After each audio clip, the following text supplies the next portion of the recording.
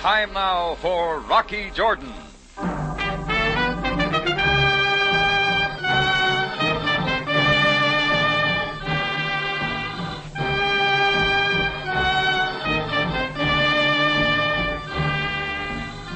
Not far from the Mosque Sultan Hassan in Cairo stands the Café Tambourine, run by Rocky Jordan.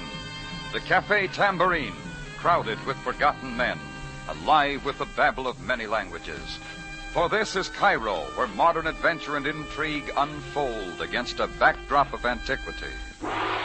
Tonight's story, the St. Louis Blues.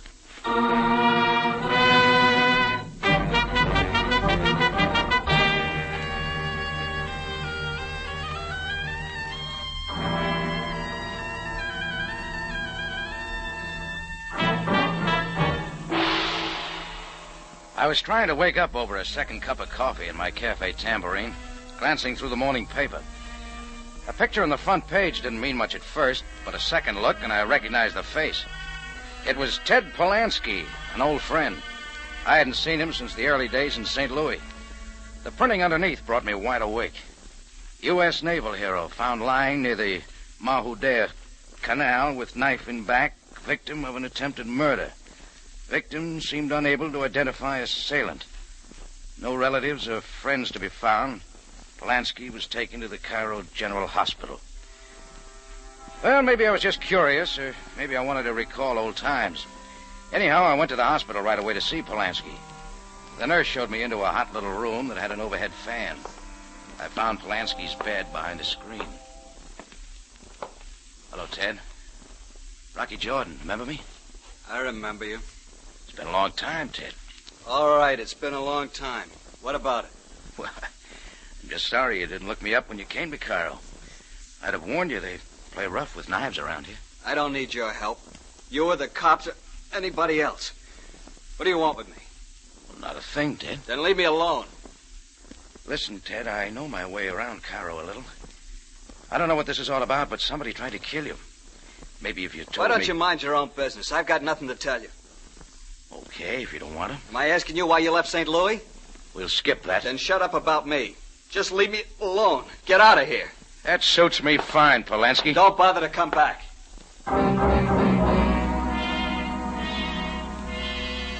I took a good long walk to cool off.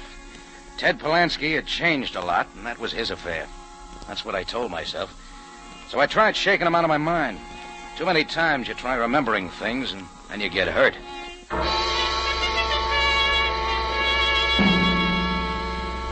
I was behind the bar at the Tambourine early that afternoon when I had a visitor. And for the second time that day, my mind went into reverse.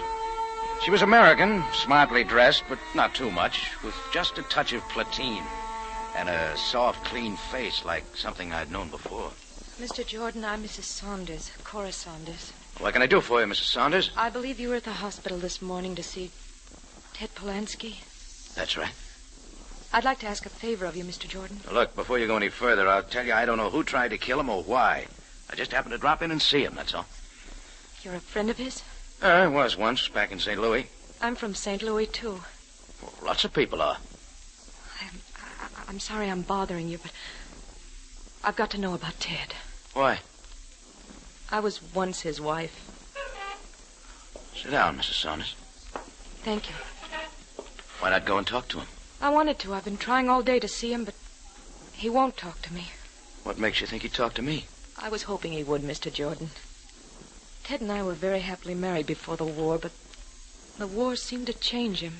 Yeah, wars have a way of doing that. I don't know what it was. Maybe it was that episode in the Mediterranean, but Ted never came home to me and our child, Linda. That was 5 years ago. I've never seen him since. Maybe you ought to keep it that way. I was able to trace him for a while, the Riviera, Casablanca, Alexandria, but it was as though Ted had turned his back on everyone who had ever meant anything to him before. I couldn't wait forever. I divorced him and married Evan. All right, you got a husband. Why don't you forget about Polanski? You know things aren't that easy. Yeah. Did you come to Cairo to see Ted? Oh, no, Mr. Jordan. My husband is here on business. He's in textile. He's here to organize a company, a new cotton process, I believe. I had no idea Ted was here until I saw the paper. Mr. Jordan, Would you please get Ted to let me talk to him? Oh, sorry, lady. I don't have any drag in that direction. Oh, but Mr. Polanski Jordan... doesn't want to see me, and I don't want to see him. Let's keep it that way. Please, think it over, Mr. Jordan. I'll be back later this evening. I'm certain that what I'm trying to do is best. Well, I watched Cora leave and tried to wash the thing out of my mind. But somehow I kept thinking of Polanski and kept wondering what would make a guy foul up his life. Trading a sweet little number like Cora and a kid for a knife in the back. Well, my day had been ruined already, so I knocked off and went over to the U.S. Embassy to ask the naval attaché a few questions. Well, there's plenty here in the files about Polanski. Not that I have to look it up. You mean he's been in Cairo before? Yeah, off and on. You say you knew him back in the States? Quite a while ago. What do you got on him? Yeah, here we are. Sit down, Jordan. Thanks. Now, let's see. Theodore Robert Polanski, Lieutenant Junior Grade. Decorated March 7th, 1945. Heroism over and above the call of duty. Delayed parachute jump from burning reconnaissance plane to save valuable photographs which enabled Allies to advance on a broad front at minimum loss of life. Anything wrong with that? For a guy like Polanski, yes. Got too loaded down with medals. He cracked up under the strain. I still don't get it. Well, look at it this way, Jordan. Polanski's just a nice guy from the Middle West with a wife and kid. He goes off to war and suddenly he's a hero. Headlines everywhere, big shots hanging ribbons on him, dames with soft shoulders falling all over him. Went Hollywood, you might say. Well, that's the way we figured it. He began to like it too much, so now he's a celebrity. Couldn't he be forced to go back home? We tried. But when a guy gets that big, he can pull strings. Oh, his wife almost drove us nuts for a while. But she's lucky to be rid of him. He's gone from bad to worse, knocking around in scrapes with the police, women, and now they find him on the streets with a knife in his back. Yeah, that brings me up to date. You got any idea why someone would try to kill him? I don't follow him that closely. Well, thanks. I'll be seeing you. Well, I left the U.S. Navy going through a racing form of some sort and went out into the street. One of the big questions the naval attaché couldn't answer. Why the knife in Polanski's back? I was working on that, walking up the Sharia Nauru, scouting for a taxi, when a shiny red car with plenty of chrome pulled up to the curb. The back door opened, just a little. Step over, Jordan. I knew the native in front with the gun was covering for the voice that came at me from the back seat. The voice must have had a face, but I couldn't see it. All I saw was a shoe wearing spats and a hand filing fingernails. Been keeping busy, Jordan? With my business? Maybe I don't like your business. Forget it, then. Wait, Jordan. We going somewhere? That all depends. Well, let me know when you decide. That's up to you, Jordan. You've been having a lot of conversations today. I know a lot of people. Like Ted Polanski? Maybe. You had quite a talk with him at the hospital. All sorts of questions. He's an old friend. Polanski's got no friends. I'm way ahead of you. What did he tell you? Nothing. Let's keep it that way. He don't want you talking to him. Neither do I. About what? Keep away from him, Jordan. Stop asking people questions that don't concern you. If I don't? You know what'll happen? Come here, Jordan. Little closer. Yeah? Here's a sample. He gave the door a quick shove right into my face. I went backing down like a kingpin in a bowling alley. My breath was gone, and for a second I couldn't move. When I got my eyes open again, there were a million sleek red cars pulling away from the curb. Cars that finally narrowed to one and roared down the street and out of sight. I knew right then and there, Ted Polanski was a hot article.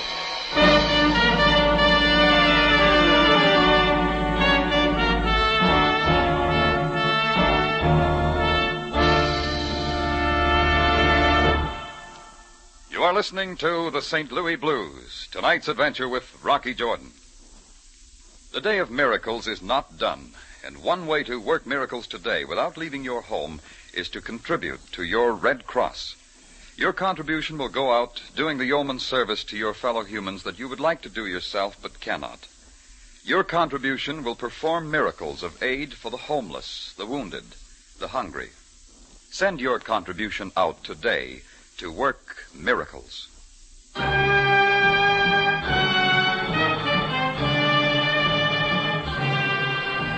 And now we take you back to Cairo and tonight's adventure with Rocky Jordan, the St. Louis Blues. When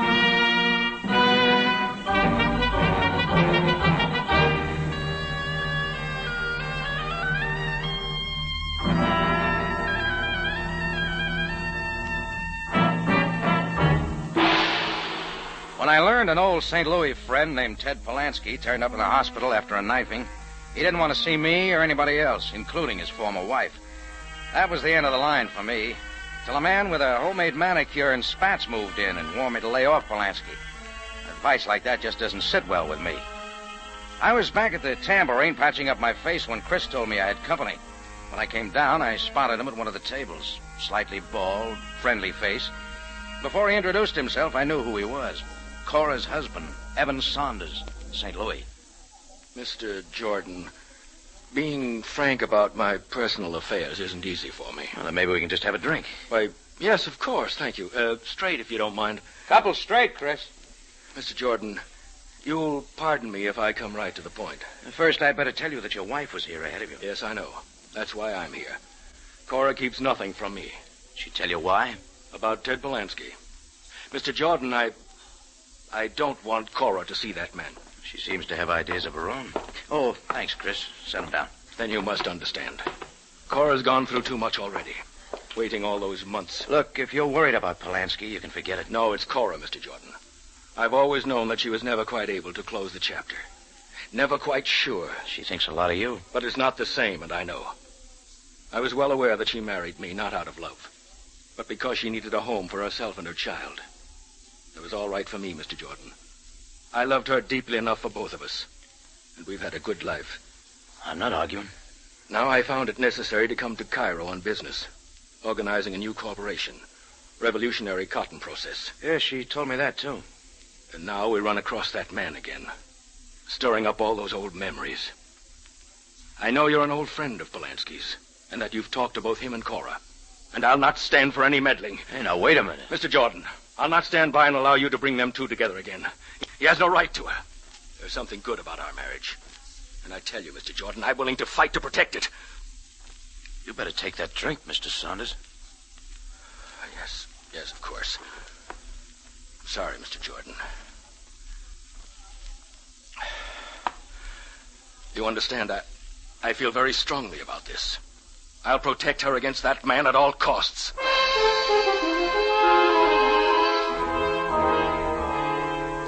After I got rid of Evan Saunders, I broke my rule and had another straight one during business hours.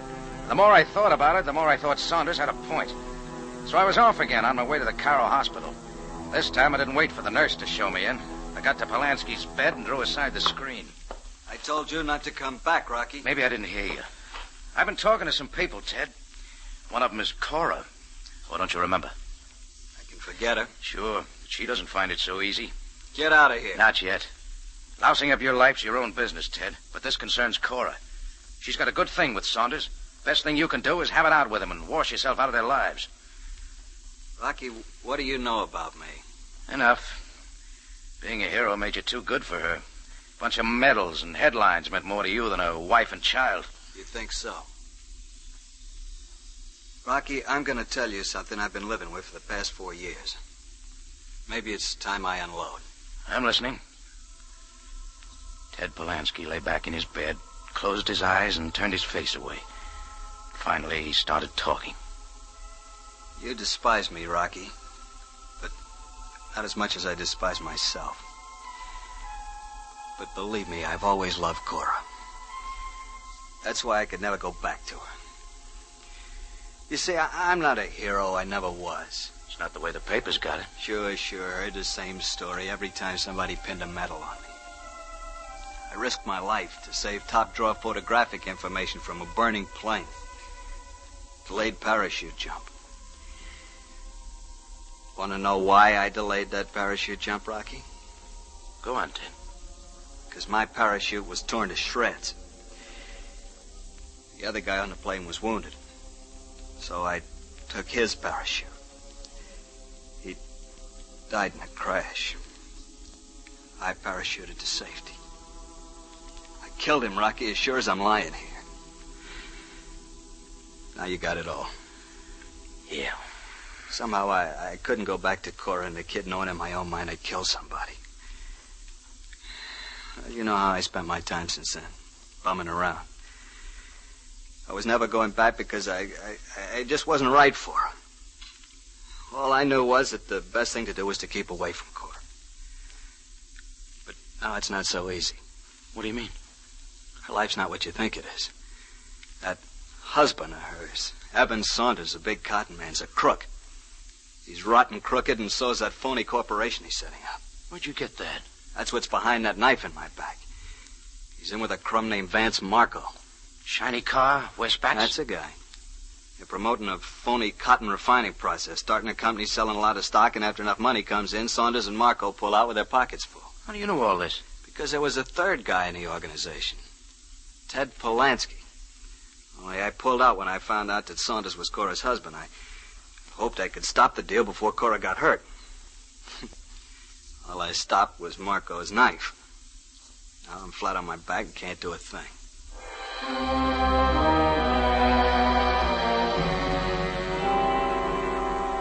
But there wasn't anything to keep Rocky Jordan from doing something.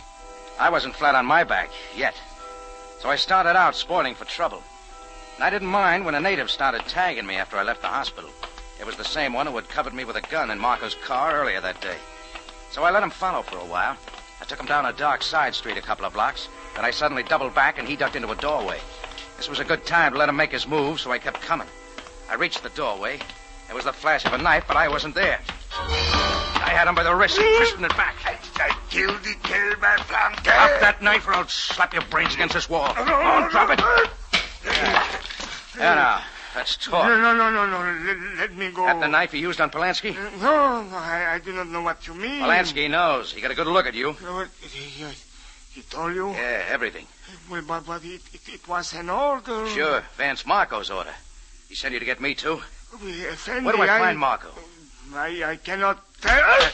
Think real hard. Come on. Yes, the Athens Hotel, Sharia Rakib. Yeah, it's better. But, Effendi, what will I do? Marco, he will... Never mind. Where you're going, you'll get all the protection you need. I dragged him back down to the square and turned him over to a cop, along with a message to Captain Sam Sabaya. Then I was on my way to the Athens Hotel. Vance Marco had a big suite on the 4th floor front. I was about to knock when the door opened. Marco was inside with a couple of his men, and coming out was Evan Saunders. Well, Mr. Jordan, I didn't expect to see you here. Oh, I'll bet you didn't, Saunders. Mr. Marco, it's been a pleasure. I'll see you in my suite at the National Hotel tomorrow morning. Goodbye, Mr. Saunders. Goodbye. Goodbye, Mr. Jordan. Yeah. I still don't like your face, Jordan. You did your best to change it. I was just giving you a friendly tip. It didn't take, did it? I forget easy. You got a couple of muscles for help. Want to try again? Maybe I will. What's on your mind, Jordan? Great big deal, Marco. With a lot of little investors pouring their money into a phony corporation. Either one of you guys know what Jordan's talking about? Got it, Marco. Polanski told me everything. What happens to those investors when they find out they bought into nothing? A new cotton process nobody can produce. Why ask me? Or better yet, what happens to you and Saunders? The police aren't going to like it. Let them talk to Saunders. He's on top of the deal. President, chairman. Yeah, how do you fit in? Me? I just helped out a little on the financial end. Yeah. It always works, doesn't it, Marco? Hasn't failed yet. What's your interest, Jordan? Trying to cut in? I'm giving you a chance to call it off. Well, you got the chance. Sorry, Jordan. Corporation's closed. Anything else? Yeah, a lot more. Well, I don't want to hear it. Throw him out, boy. Sure, boss. Come on, Junior. And don't come back, Jordan. Next time we drop you down the elevator shaft. I picked myself up and got out the back way just in case he had somebody waiting for me. Well, even though I knew the deal, Marco felt pretty safe. I figured there was more to it than what I'd worked out. When I got back to the Tambourine, it was almost 7 o'clock, and Cora Saunders was waiting. I haven't changed my mind, Rocky. Okay, Cora. I think Ted's ready to talk to you. You've seen him again? Yeah. Please tell me. How is he? I think Ted Polanski's going to be all right. Thank you, Rocky. Cora, Yes? how well did you know your present husband before you married him? Well, I didn't know him so long before I married him. I met him in a summer resort where I was waiting tables. Well, what I mean is, what did you know about him personally? All I know is he's been very, very good to me and my child. He's a wonderfully kind man, Mr. Jordan. How about this cotton deal he's in? Oh, he has great hopes for it. Evan thinks it'll make a lot of money and help a lot of people. Why do you ask, Rocky? Oh, no, just curious. You better go talk to Ted. What are you trying to tell me? Visiting time's 8 o'clock. Ted'll be waiting. Oh, yeah. Yeah, Rocky, maybe you could come along. Oh, sorry, Cora, but I'm going to be real busy. I walked Cora to the front of the Tambourine and saw that she got a taxi. Then I caught one for myself. I wanted to see Evan Saunders just once more before he pulled out for St. Louis.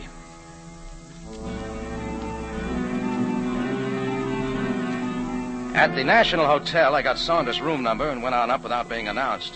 I found his door open. Saunders was there, pacing the floor. Oh, Mr. Jordan, come in. Yeah, that's my plan, Saunders. Where is Cora? Where's my wife, Mr. Jordan? You're real worried about Cora. Don't evade my question, Mr. Jordan. She went back to your cafe this evening. I have her message. She tell you where she was going from there? That's what I'm asking you. I demand to know where my wife is. Where she is at this minute, I don't know. But in another hour, she'll be at the Cairo General Hospital, talking to Ted Polanski. Mr. Jordan, I told you I don't want her to see that now man. Now tell me why. I explained that to you. I made it perfectly clear. He's hurt Cora enough. Any other reason, Saunders? Isn't that enough? Try it my way. You don't want her to talk to Polanski because you're afraid of what he might tell her. Why he got that knife in his back, for instance. What happened to him has nothing to do Got with it, what... Saunders. Happens Polanski told me everything.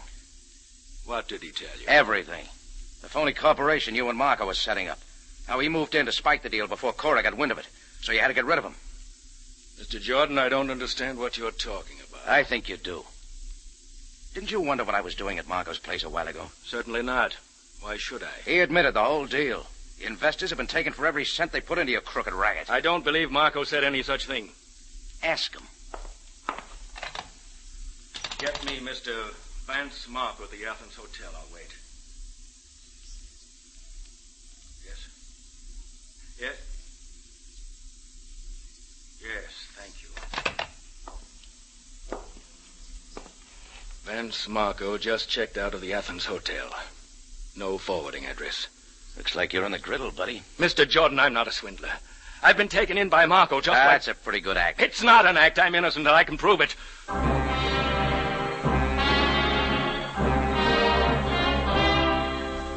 Well, Evan Saunders started out to prove his innocence and prove that my thinking had been wrong. Mine and Ted Polanski's.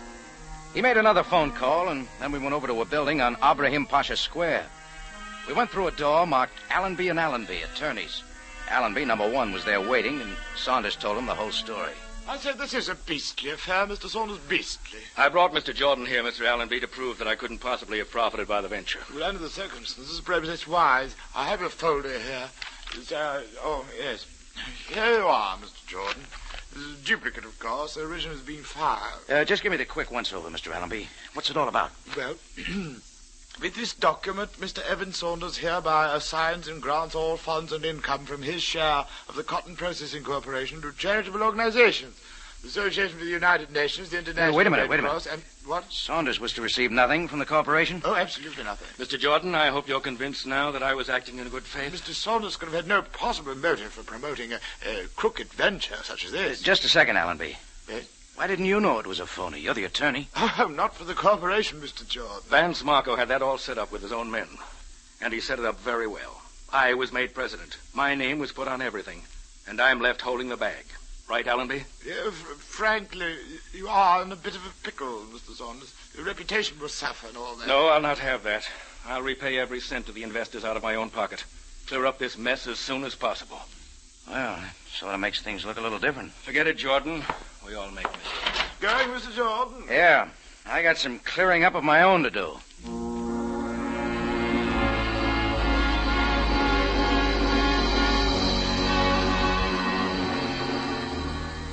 It wasn't yet 8 o'clock, and I had to talk with Ted Polanski just once more. I got to the hospital a few minutes before visiting hours started, and Cora Saunders hadn't arrived yet. took a little convincing, but I got to Polanski's bedside right away, and I talked fast.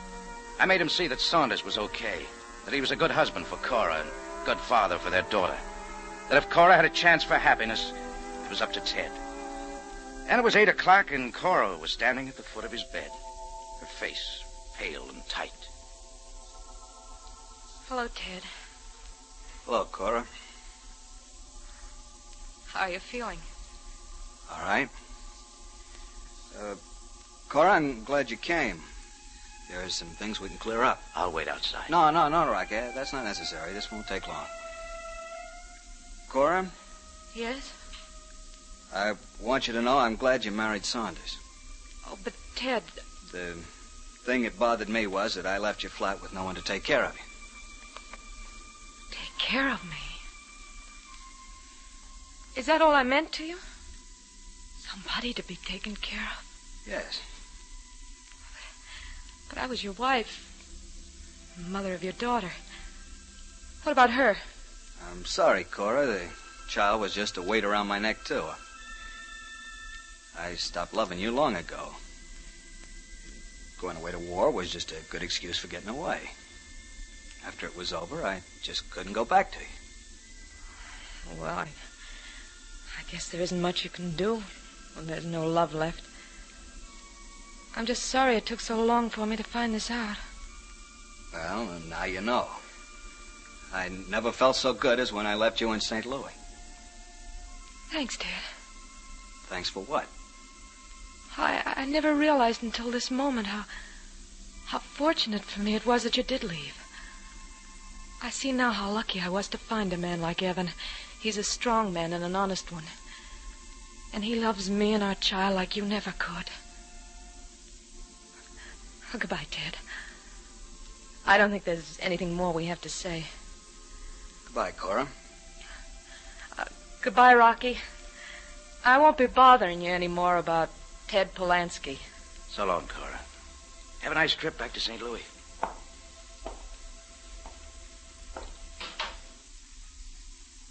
Well, Rocky, how did I do? Okay. She'll be all right now, won't she? I think so, Ted. In fact, I'm sure of it.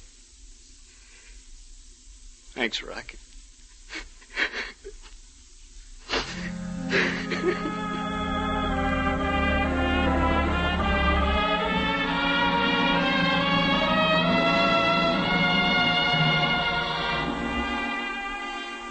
Well, after a while, I left him.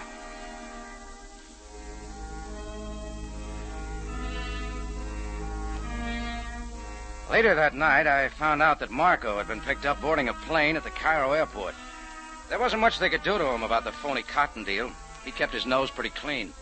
But his knife man had talked, so they salted Marco away for the attempted murder of Ted Polanski. Before I turned in that night, I checked back on my day. Pretty unusual. Not a single dead body. I felt real good about it.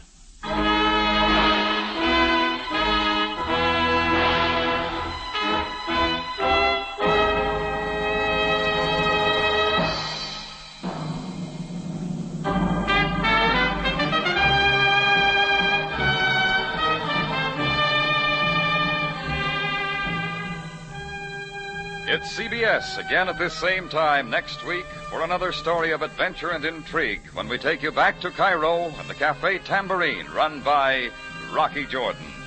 Jack Moyles plays the title role, with tonight's story by Gomer Cool and Larry Roman. Rocky Jordan is produced and directed by Cliff Howell, with original music by Richard Arant. Larry Thor speaking. This is CBS, the Columbia Broadcasting System.